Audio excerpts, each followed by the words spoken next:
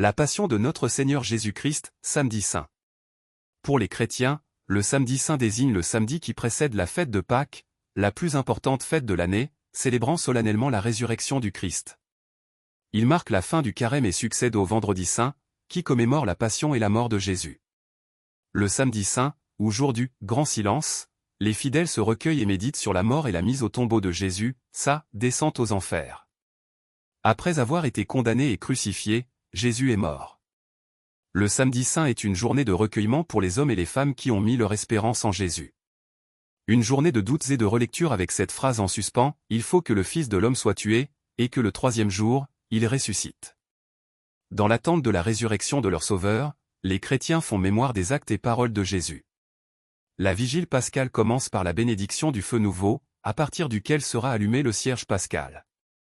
Puis, la liturgie de la messe est particulièrement déployée avec le chant de l'exsulté par le diacre, cette lecture de l'Ancien Testament, le récit de la création au début de la Genèse, le sacrifice d'Abraham, le passage de la mer Rouge incluant le cantique de Moïse, ainsi que des extraits des livres des prophètes Isaïe, Baruch et Ézéchiel, le Gloria accompagné du son des cloches, un passage de l'épître de Paul aux Romains suivi de la proclamation de l'évangile de la résurrection.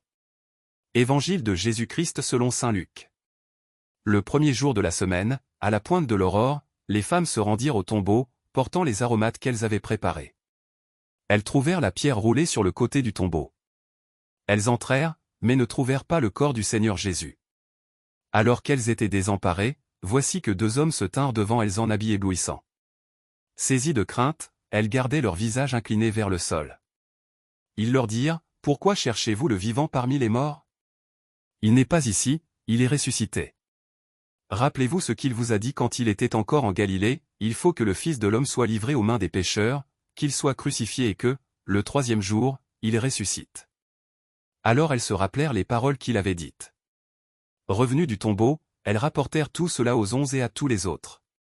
C'étaient Marie-Madeleine, Jeanne, et Marie mère de Jacques, les autres femmes qui les accompagnaient disaient la même chose aux apôtres. Mais ces propos leur semblèrent délirants, et ils ne les croyaient pas. Alors Pierre se leva et courut au tombeau, mais en se penchant, il vit les linges, et eux seuls. Il s'en retourna chez lui, tout étonné de ce qui était arrivé. Acclamons la parole de Dieu. Louange à toi Seigneur Jésus.